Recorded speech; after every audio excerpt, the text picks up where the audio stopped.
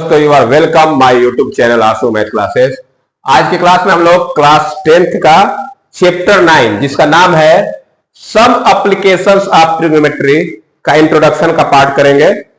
इससे पहले क्लास में हम लोग ट्रिग्नोमेट्री पढ़ चुके हैं, तो जो लोग ट्रिग्नोमेट्री पढ़े हैं उसको ये चैप्टर समझ में आएगा, क्योंकि बिना ट्रिग्नोमेट्री पढ़े हम इसको नहीं समझ सकते। क्या देखिए, इस चैप्टर का नाम है some applications of trigonometry. Application means क्या होता है? अनुप्रयोग। जो ट्रिग्नोमेट्री है इसका कुछ अनुप्रयोग पढ़ेंगे कि कहां कहां इसका यूज होता है ट्रिग्नोमेट्री का। ठीक है ना? चलिए, जो लोग क्लास को देख रहे हैं क्लास को लाइक शेयर सब्सक्राइब कर दें और अपने दोस्तों को वीडियो शेयर कर दीजिए। ठीक है, तो चलिए आज की क्लास स्टार्ट करते हैं। देखिए, पहला पार्ट में लिखा इंट्रोडक्शन, एक छोटा टॉपिक है इंट्रोडक्शन। इसमें समझ लेते हैं कुछ टॉपिक इसमें दिया, जैसे angle of elevation, angle of depression, ठीक है, और हॉरिजॉन्टल लाइन, फिर लाइन ऑफ साइट, ये सब छोटे छोटे पॉइंट है, इनको देख लेते हैं। देखिए, पहले सम एप्लीकेशन ऑफ ट्रिग्नोमेट्री में हमको ये चीज पढ़ना है कि हम ट्रिग्नोमेट्री का यूज कहां कहां करते हैं, कैसे यूज करते हैं।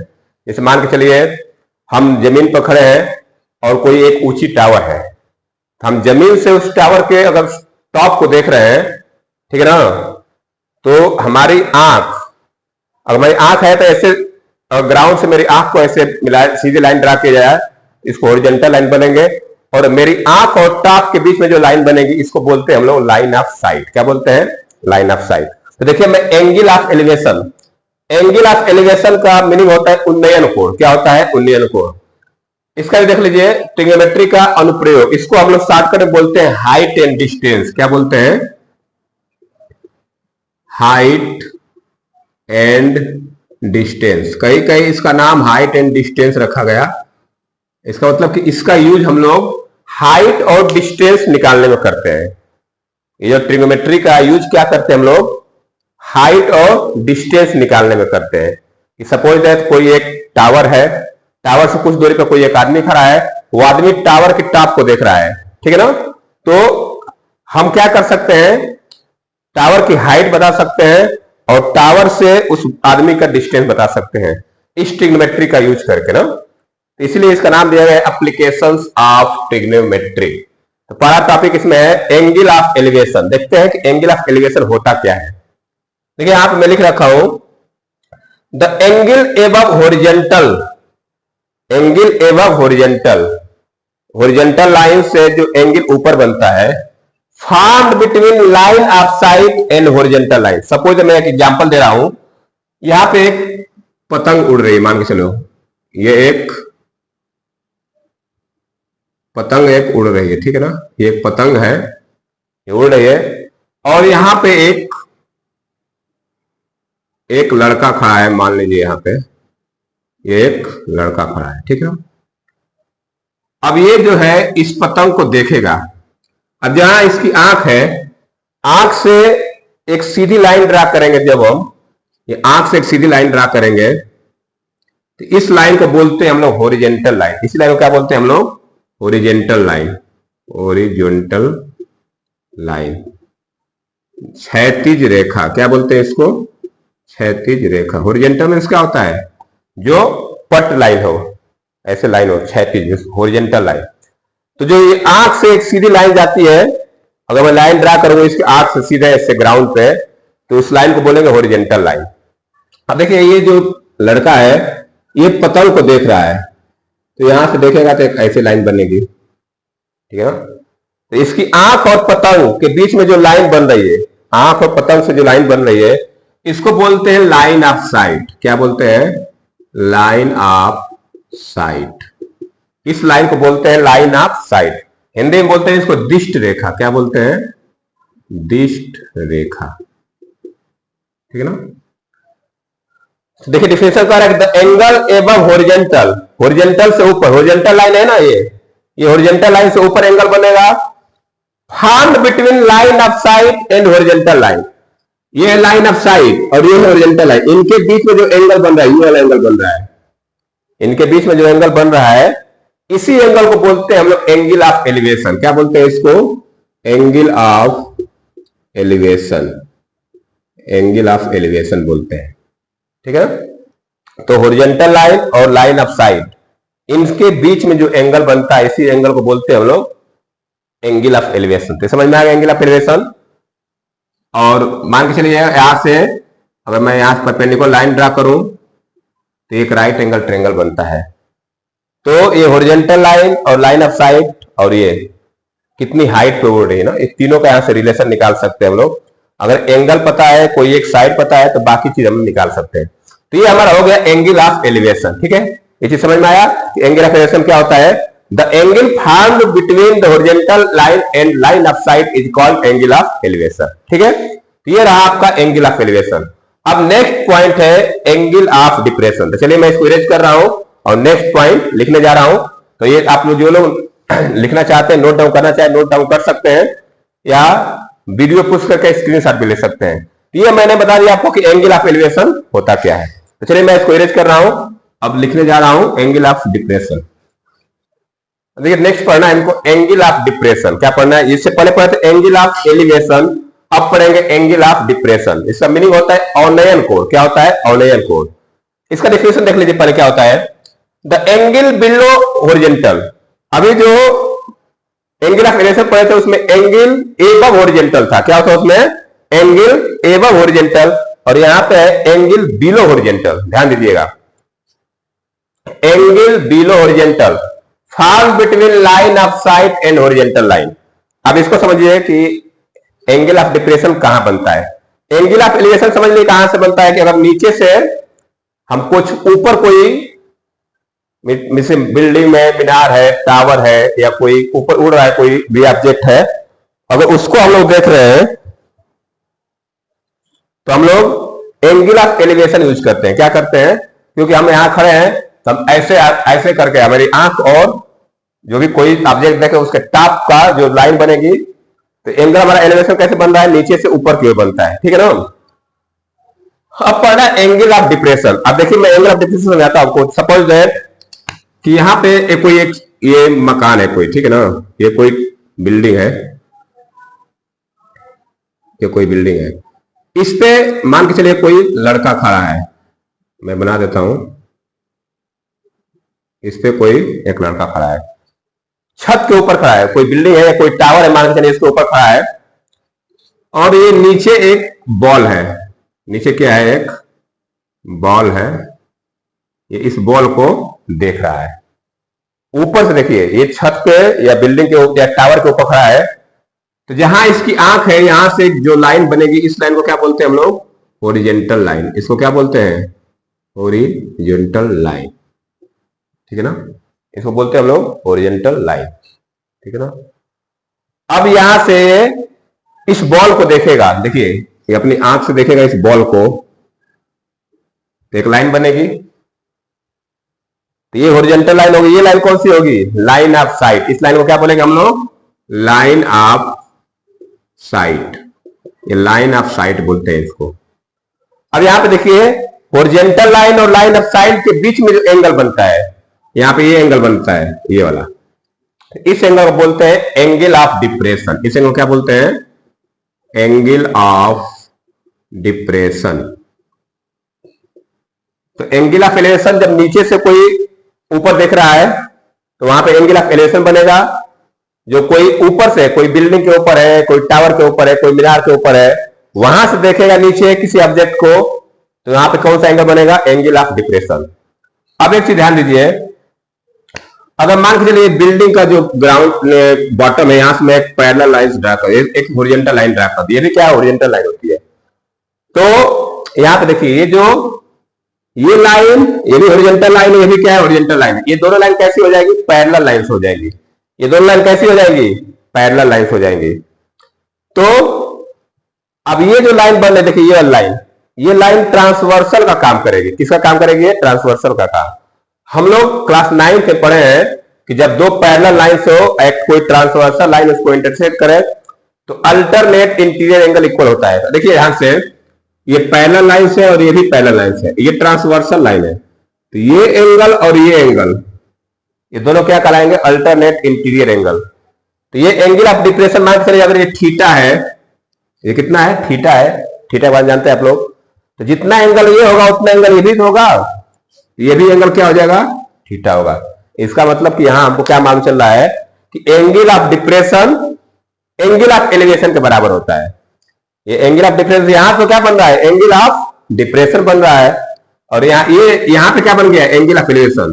तो जो एंगल यहां बनेगा वही एंगल यहां बनेगा।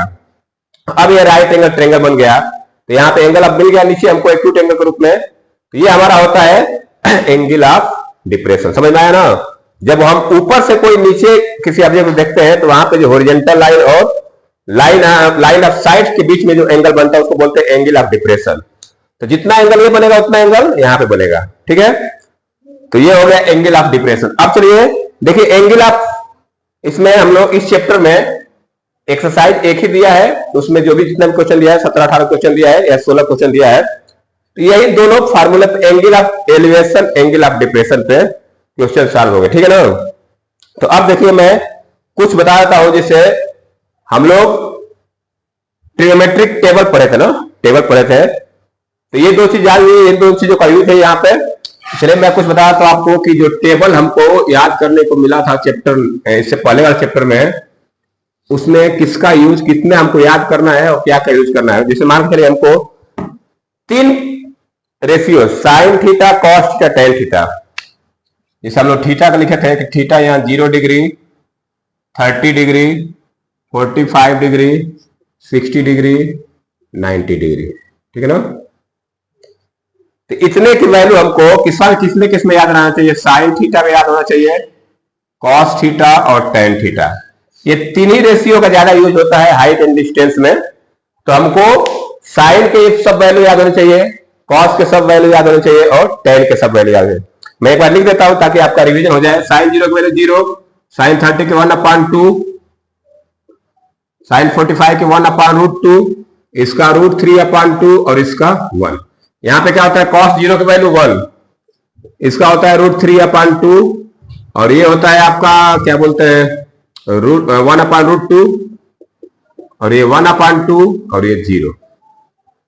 टेन में 0 क्या होती है, 0/1 क्या हो जाएगा, ये 0, ये होता है 1/√3, ये होता है 1, ये होता है √3 और ये होता है नॉट डिफाइंड। तो इतनी वैल्यू हमको याद रखनी है।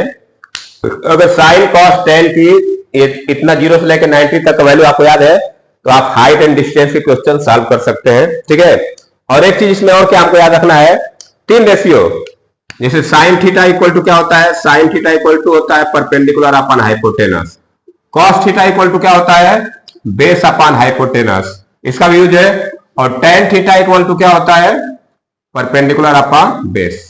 ये तीनों याद होना चाहिए, तीनों फार्मूला इन्हीं का यूज है।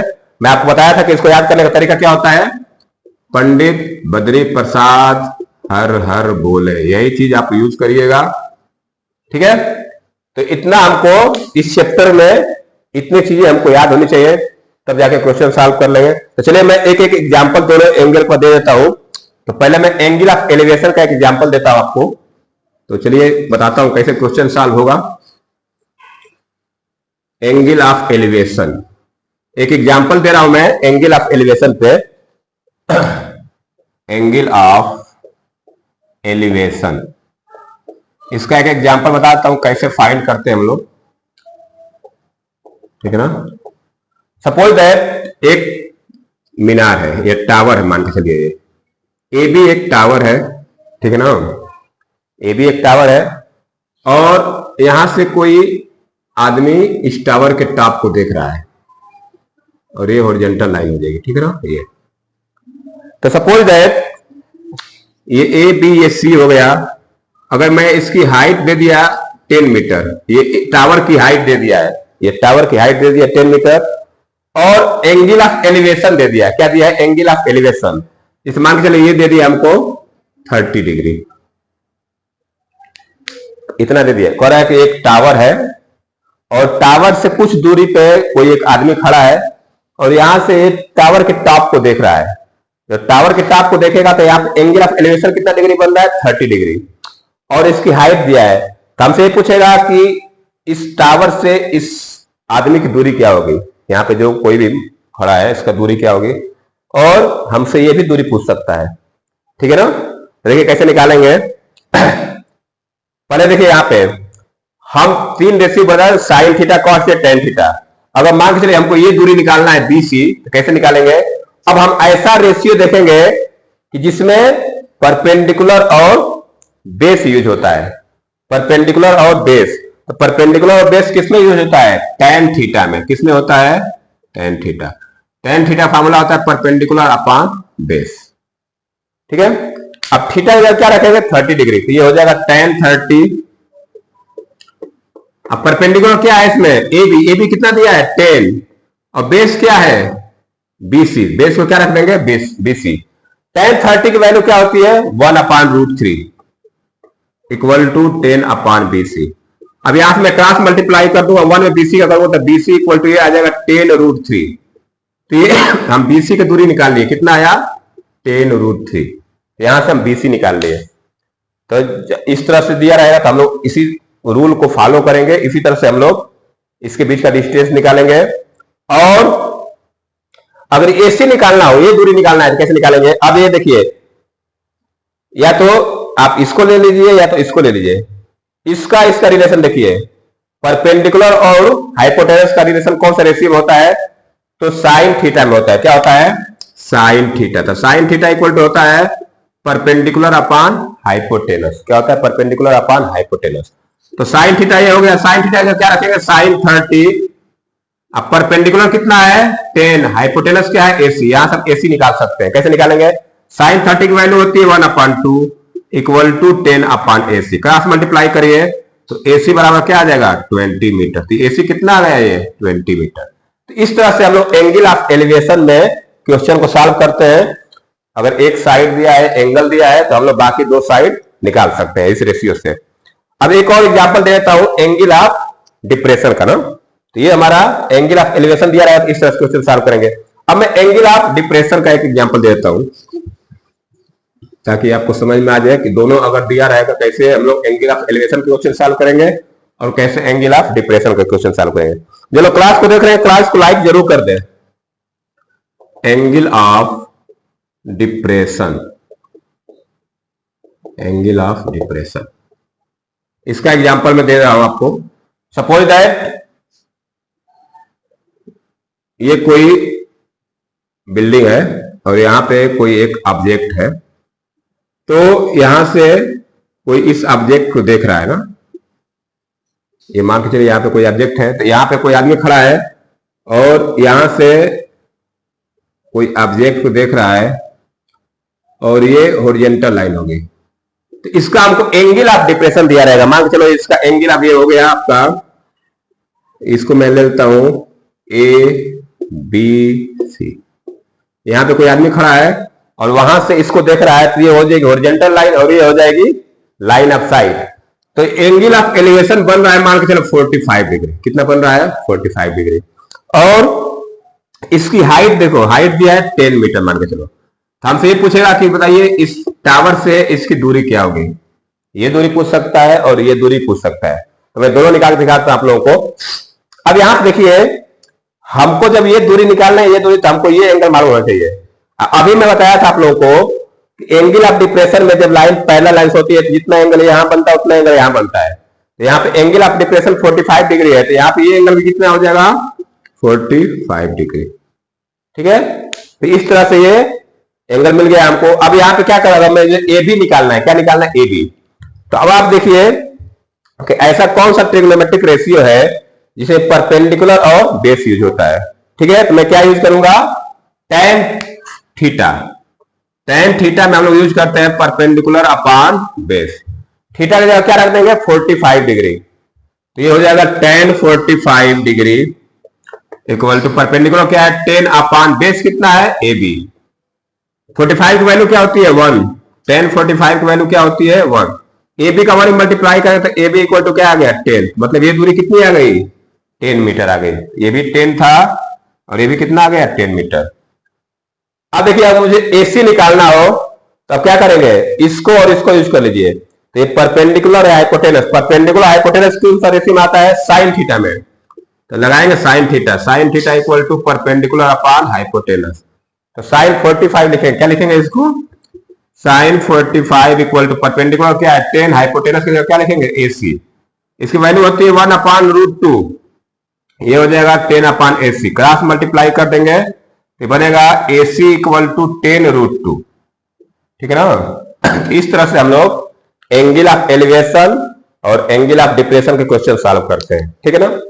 तो इस चैप्टर में हम लोग को इतना ही पढ़ना है, और किस तरह के क्वेश्चन आएंगे तो उसको हम लोग एंगल ऑफ एलिवेशन दिया रहेगा तो किस तरह सॉल्व करेंगे, एंगल ऑफ डिप्रेशन दिया रहेगा तो कैसे सॉल्व करेंगे। ठीक है, तो इतना ही हमको आज पढ़ना है इसमें। तो चलिए आज के लिए इतना रन देते हैं, इंट्रोडक्शन पार्ट में इतना। आगे हम लोग एक्सरसाइज के क्वेश्चन सॉल्व करेंगे नेक्स्ट क्लास में। तो आज के लिए इतना रन देते हैं। जो लोग क्लास को देख रहे हैं, क्लास अगर अच्छा लग रहा है तो क्लास को लाइक जरूर करें और शेयर भी कर दीजिए। ठीक है, तो चलिए आज के लिए इतना रन देते हैं, फिर मिलते हैं नेक्स्ट क्लास में। तो वीडियो देखने के लिए बहुत बहुत धन्यवाद। Thank you, have a nice day.